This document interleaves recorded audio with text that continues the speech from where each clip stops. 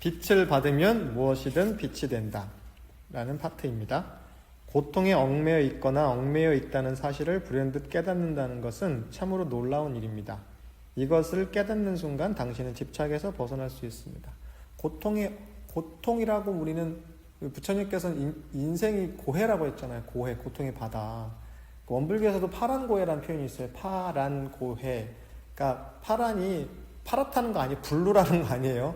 물결파, 물결란. 그러니까 물결 치듯 물결이 바다에 가서 보면은 파도가 쉬지 않고 계속 쳐요.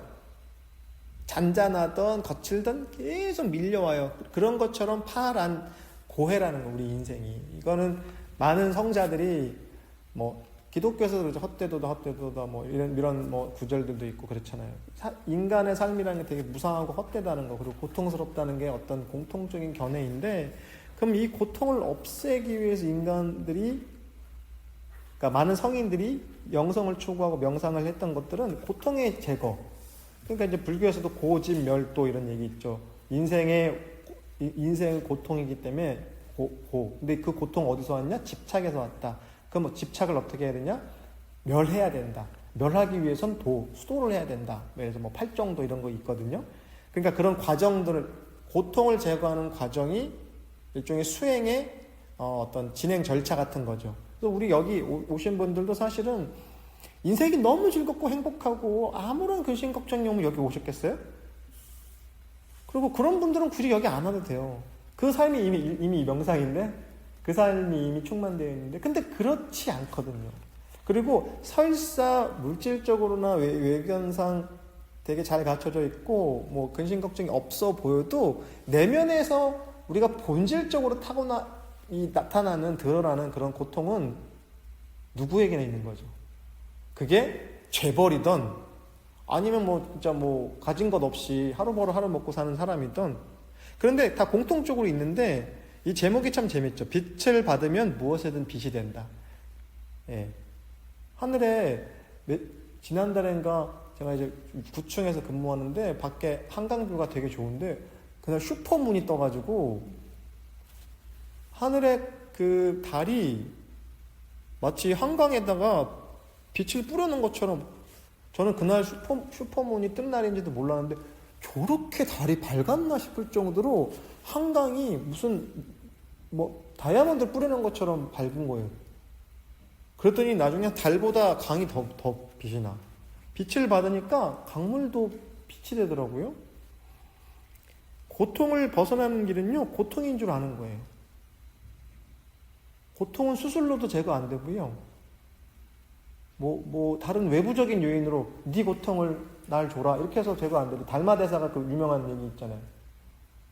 달마대사가 제가 자주 좋아하는 비유인데, 인도에서 중국 땅으로 법을 전하러 왔는데 달마대사가 그림 보면 알겠지만 이렇게 좀 뭐 전설에 따르면 원래 미남자였는데 몸을 바꿔가지고 뭐 이렇게 됐다고 하는데, 어쨌든 막 눈도 막 튀어나오고 갖고 막 무락부락하니까, 그리고 이제 아무래도 중국어가 서툴렀겠죠? 그러니까 이제 면벽 수행을 하는 거죠. 벽관 바라문이라고 불렀대요. 벽을 바라보고 수행하는 바라문이라고, 수행자라고. 그런데 면벽 9년인가 7년인가 했는데 해가라고 하는 한 스님이 찾아온 거예요. 유명한 인도에서 온 도인이 벽을 바라보고 굴에서 참선 중이다. 그러니까 이 해가라는 스님 도를 얻고 싶은데 이제 스님이 돼서 출가했지만 도를 못 얻으니까 이제 메이드 인 인디아, 인도에서 온 달마대사를 찾아갔다고 해요. 그래서 밖에서 이렇게 한 추운 겨울날이었나 봐요. 이제 무시한 거죠, 달마대사가. 안 만나주고 벽만 바라보고 해가가 뒤에서 이렇게 찾아와서 인기척이 있어도 무시를 했나 봐요.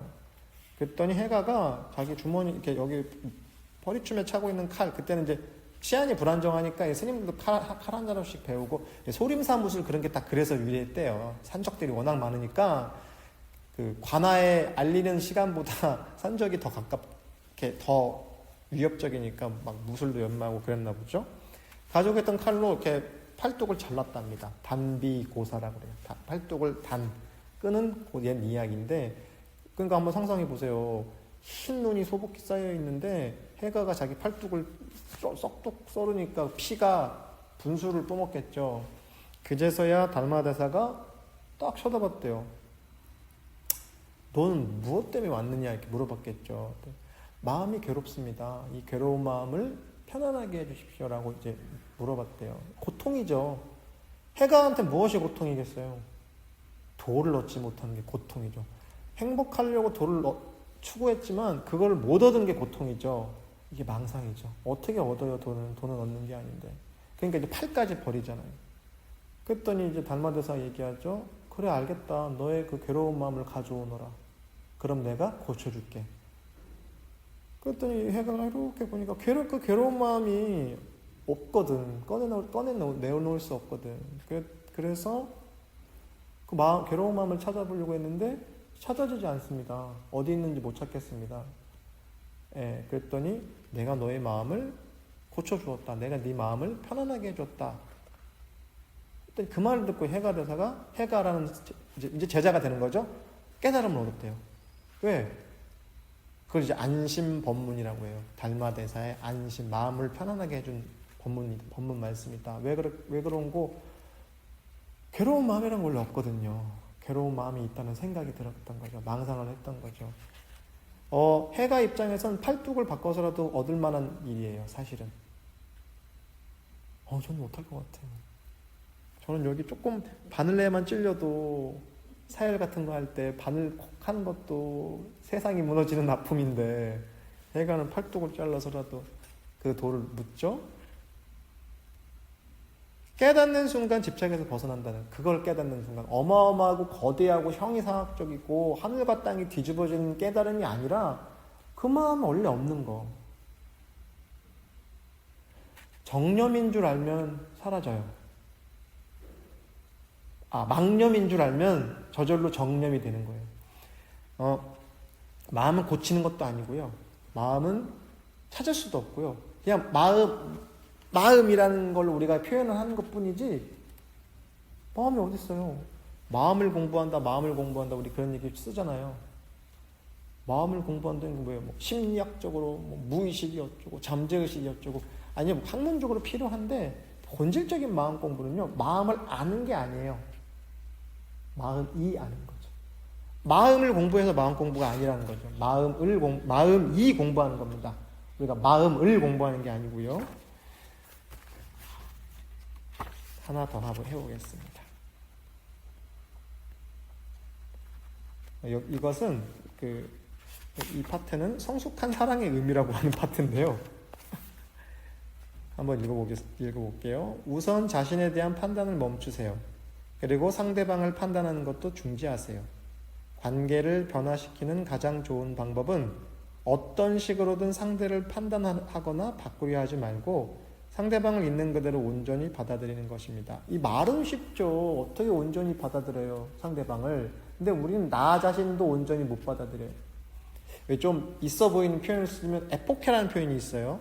그 현사학, 이렇게 철학의 유파 중에 에드문드 후설 이런 보면 판단을 중지하고 그대로 보고 그대로 수용한다. 제가 이제 대학원 다닐 때 왜 논문 연구 방법론 수업 같은 거 보면은 양적 연구, 질적 연구, 질적 연구 중에서 무슨 연구 중에 현상학적 연구 이런 거 있잖아요. 특히 상담 쪽에서 이거 많이 하잖아요. 어떤 사람이 너무 괴롭고 슬프고 좌절하고 고통스럽다 했을 때 그거를 그냥 그대로 지켜보는 게 제3자가, 야, 넌 인생 그렇게 살지 마. 너가 인생 그렇게 꼬우니까 네 인생이 그렇게 망가진 거 아니야 라고 판단하거나 충고하거나 재단하는 게 아니라, 그렇구나. 넌 너무 지금 괴롭구나. 넌 너무 지금 슬프구나. 넌 너무 지금 좌절했구나라고 하는 걸 그냥 그대로 받아들이는 거예요. 왜? 상대방이 그렇다는데. 다른 판단을 하지 않는 거죠. 근데 상대방을 판단을 멈추는 정도가 아니라 내 자신에 대해서 판단을 멈추는 거죠. 이건 이래. 우리 되게 분별한다고 하잖아요. 우리 불교적인 관점에서, 원불교적인 관점에서는 분별한다고 하잖아요. 호의 불신이라는 표현이 있어요. 여우가 머리가 좋대요. 사람들 그런 우리 이렇게 여우 같다 막 그런 얘기 하잖아요. 야 같다, 그렇죠? 근데 사실은 여우는 제게 제가 속아 넘어가는 거죠. 눈앞에 이익을 얻은 것 같지만 결과적으로는 장기적으로 볼 때 손해인 거죠. 근데 우리는 우리 자신을 그렇게 스스로를 불신해요. 믿지 않아. 여우 같아서. 하루에도 5만 가지 생각이 나잖아요.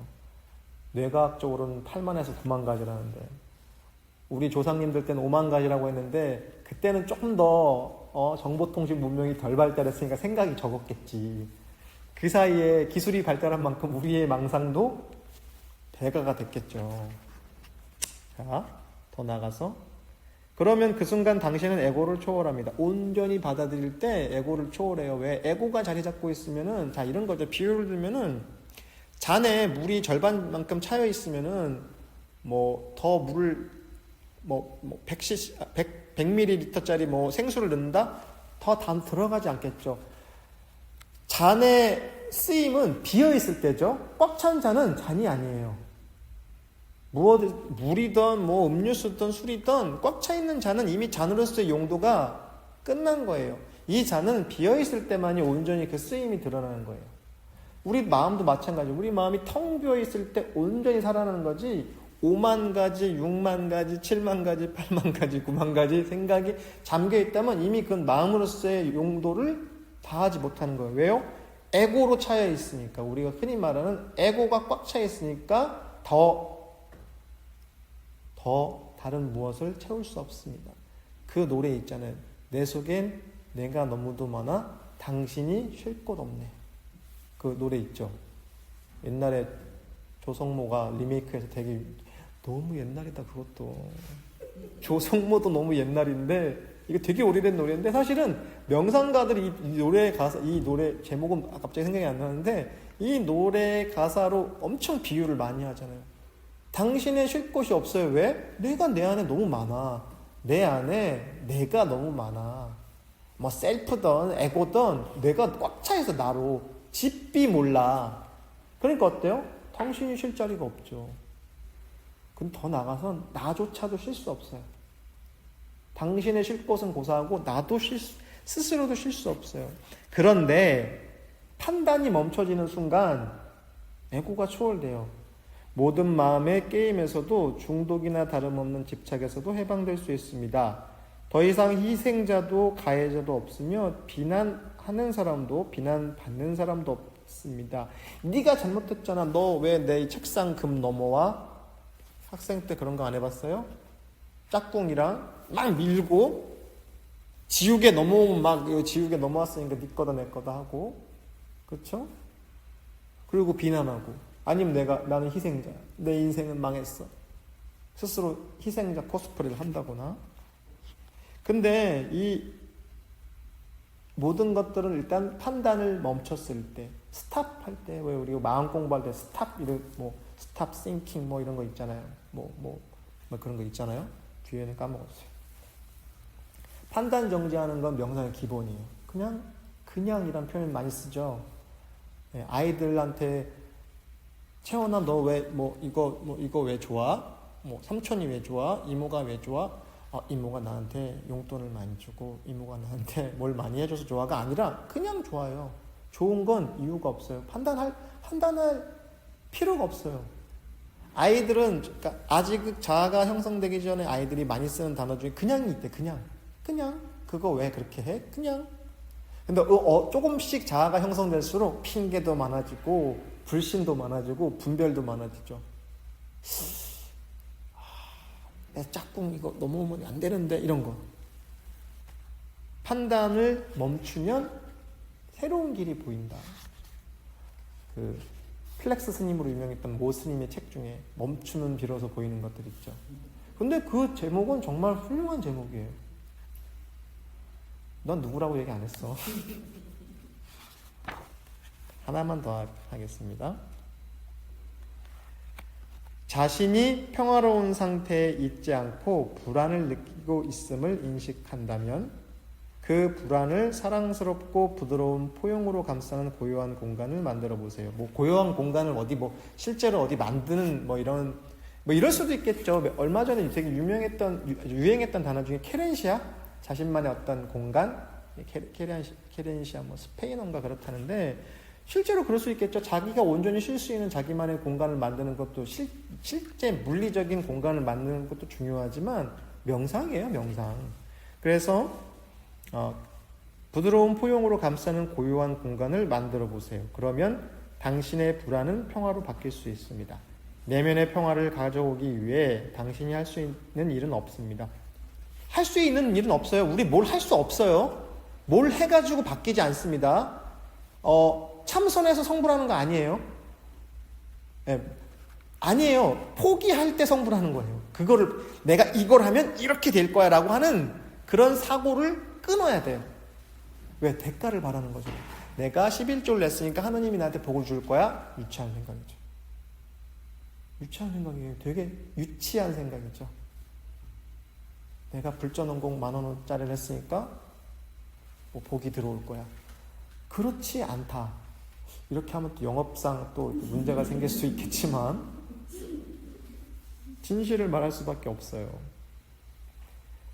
당신이 상대방이나 그 누구를 바꿀 수도 없습니다. 당신이 할 수 있는 것은 변화가 일어날 수도 있고 자비와 사랑이 들어올 수 있는 공간을 만드는 것이 전부입니다. 자비와 사랑이 들어올 수 있는 마음의 공간이겠죠? 그럼 어떻게 해요? 에고가 사라질 때 저절로 본성이 드러나는 거예요. 그러니까 에고를 빨리 없애야지 아니라니까요. 네.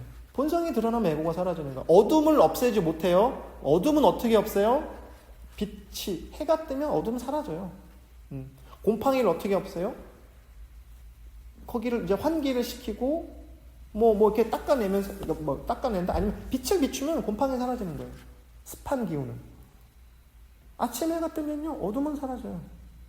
근데 어둠을 없애야지 해서 불을 킨들 태양빛에 비할 바가 아니죠. 해가 뜨면 다 끝이에요. 아무리 빛을 어마어마하게 크게 조명을 비친다 한들 그림자는 남거든요. 해가 한낮의 정오에 정확하게 이렇게 내려 쬐면요 모든 어둠은 사라지는 겁니다. 어둠을 없애는 게 아니에요. 빛을 비추는 것 뿐이죠. 우리 관조란 표현 쓰잖아요. 비추는 거예요, 그냥.